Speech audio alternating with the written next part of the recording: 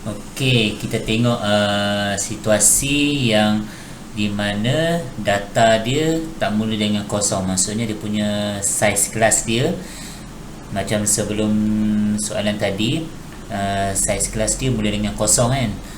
Okey, so sekarang ni kita tengok soalan ataupun situasi di mana statistik dia, table dia itu um, mula dengan nombor yang lebih daripada kosong, macam yang ni sekarang ni.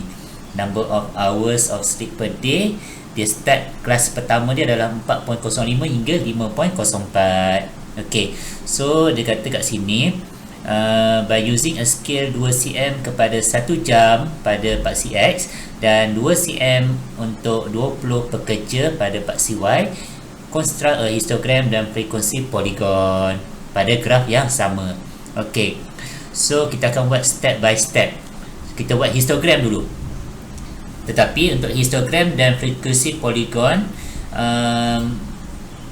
nak mudah faham, kita fokus pada histogram je dulu. Sebab daripada histogram itu kita boleh direct terus dapat frekuensi polygon.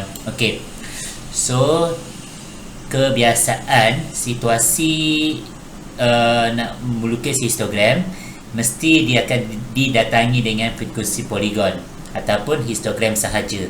So apa yang kita boleh buat, kita just standby ataupun kita anticipate. Okay, kita langkah berjaga-jaga. So step yang pertama, kita adakan size yang baru, iaitu size sebelum kelas pertama dengan kelas dengan kelas baru selepas kelas terakhir. Okay, so kita boleh buat kat table ni. Maksudnya sekarang ni ini kelas pertama 4.05 hingga 5.04. So sebelum dia kena wujudkan satu lagi kelas baru, iaitu daripada 3.05 hingga 4.04. Kita tengoklah dia punya pattern dia. Nampak 4.05 hingga 5.04, lepas tu 5.05 hingga 6.04. So bila kita nampak pattern macam ni, so kita boleh wujudkan kelas yang baru pada sebelum dan selepas. Okey, ataupun pada permulaan dan pada pengakhiran. So permulaan kita letaklah kita tahu saiz kelas dia, kita ambil upper limit pada kelas selepas tolak dengan upper limit pada kelas sebelum. So saya ambil 5.05 yang ni saya ambil lower limit. So saya ambil lower limit pada kelas kedua tolak dengan lower limit pada kelas pertama. So saya akan dapat saiz kelas saya 1. So ini sekadar rujukan sahaja. So okey, so kita wujudkan kelas di permulaan. So 3.05 hingga 4.04 dan kelas di penghujung iaitu 11.05 hingga 12.04 dan frekuensi kita jadikan dia kosong. Okey, sebab dia tak ada data pun. So kita jadikan dia kosong. Okey, step kedua, kita ambil ni, nampak ni saya buat nak mudah faham, saya ambil ni garisan-garisan ni, nampak buat anak panah ni. So kita letak, garisan ini letak dia punya lower boundary, dekat sini upper boundary. Yang ni lower boundary, kat sini upper boundary. Okey, so saya ambil kat sini. Yang ni dekat sini dia punya lower boundary dia adalah 3.045. Okey, macam mana kita dapat? Kita ambil lah lower limit pada kelas ini ditambahkan dengan upper limit kelas sebelum dia, kemudian bahagi dengan 2. So dapatlah 3.045.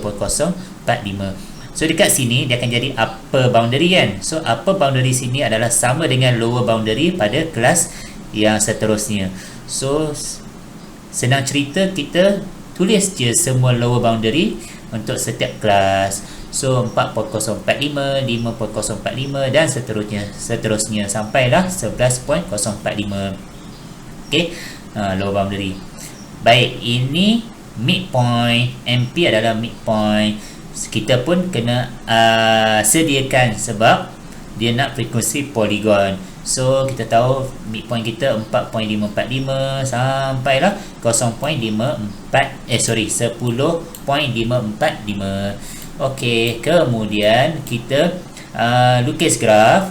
Okey, berdasarkan paksi yang diberi, skala yang diberi. Baik, dekat sini saya letak simbol yang macam ni. Okey, dekat sini saya letak simbol yang macam ni. Ini dinamakan sebagai jagged line. Jagged line bermaksud dalam kawasan jagged line ini adalah kawasan yang tidak tersenarai pun dalam jadual, tidak senarai pun dalam table tadi. Tak ada pun saiz kelas daripada 0 hingga 0.4 atau 0.5 hingga 1.4 atau 1.5 hingga 2.4. Okay, so kita just buat jagged line ini, lepas tu kita mulakan dengan lower boundary yang kelas yang kita wujudkan, iaitu 3.045.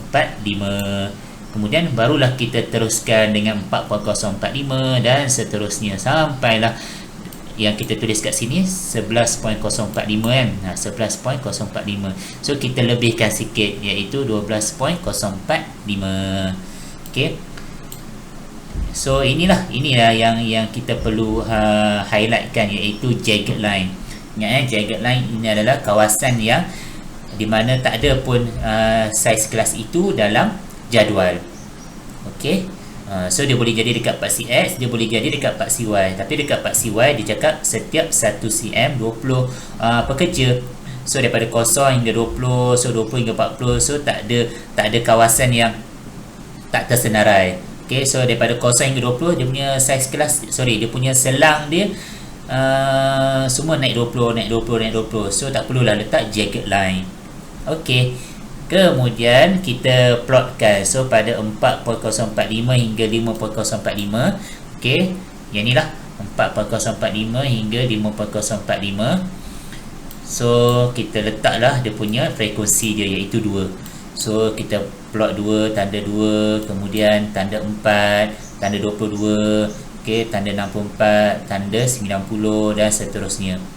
Kemudian kita buatlah bar dia. So pakailah pembaris. Okey, pakai pembaris, kita lukis dia punya bar dia. So inilah histogram. So habis untuk histogram. Okey, so dalam histogram tak mengapa untuk kita ada kekosongan pada permulaan dengan pada pengakhiran, sebab kita nak berjaga-jaga kemungkinan dia akan selitkan soalan berkenaan dengan frekuensi poligon, macam soalan ni lah.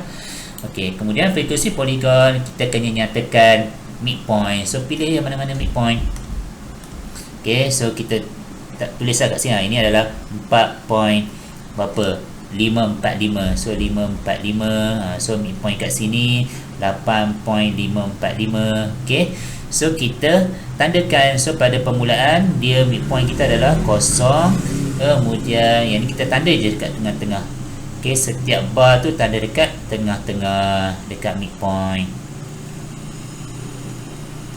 Kemudian pakailah pembaris, kita gariskan daripada 0 ini naik, tu naik, pakai pembaris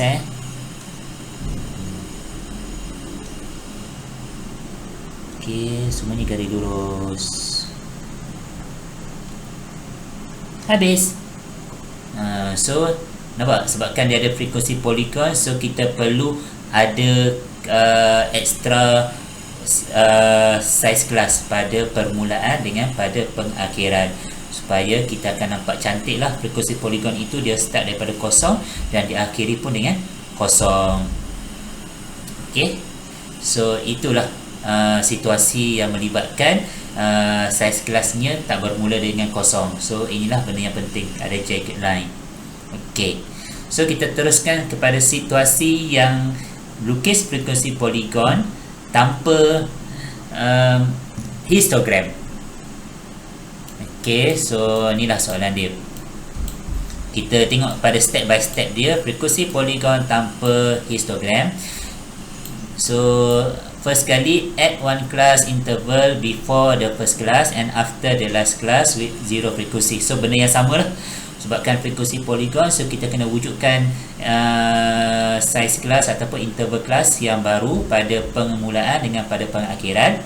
Kemudian kenal pasti setiap midpoint punya kelas. Kemudian kita lukis graf dan kita mark the midpoint, okey, pada label yang kita nyatakan itu, dan kita sambung sahaja dia punya garisan lurus. Okey, so ini soalan dia. So berkenaan dengan ketinggian tebu, okey, sugar cane tebu. So daripada table ini saya wujudkan kelas pada permulaan dengan pada pengakhiran. So kita tengok pattern dulu. 1.0 hingga 1.9, 2.0 hingga 2.9. So dekat pengakhiran kita akan jadi 7.0 hingga 7.9. So dekat sini pada permulaan kita letaklah 0 hingga 0.9.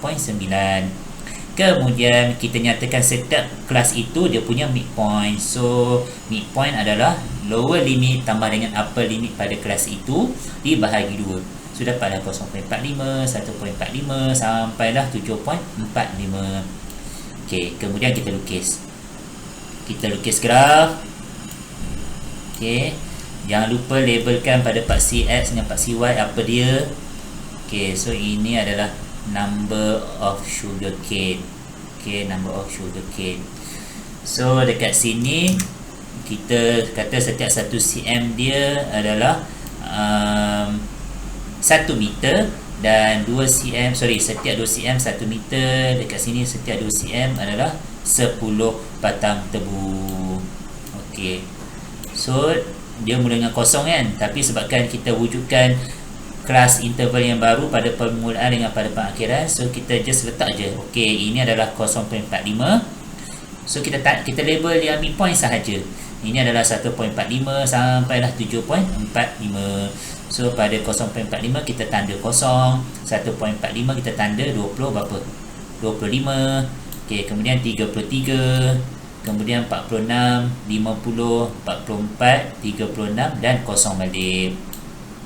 Okey, dekat sini tak perlu ada jagged line sebab memang dia mula dengan kosong. So selepas kosong adalah selepas kosong, kalau ikut saiz kelas dia 0 sampai 0.9, ni 0 sampai 0.9.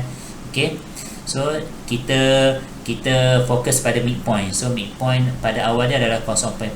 So tak perlu ada jagged line. Okey, lainlah kalau dalam table itu dia start dengan 3.45. So kelas yang baru kita wujudkan adalah 2.45. So dekat 0 hingga 2.45 itu kita buat jagged line sebab nak bagi tahu dalam kawasan jagged line itu di antara 0 hingga sebelum 2.45 tak ada pun data yang tersenarai dalam jadual ini. Okey, so bila kita dah plot, barulah kita pakai pembaris, kita gariskan. Okay, make sure pakai pembaris tau. Okay, so inilah frekuensi poligon. Habis. So settle. So daripada sini barulah kita boleh interpret ataupun kita observe. So daripada graf kita boleh bagi tahulah ketinggian 4.45. Okey, saya dia punya kelas di antara berapa?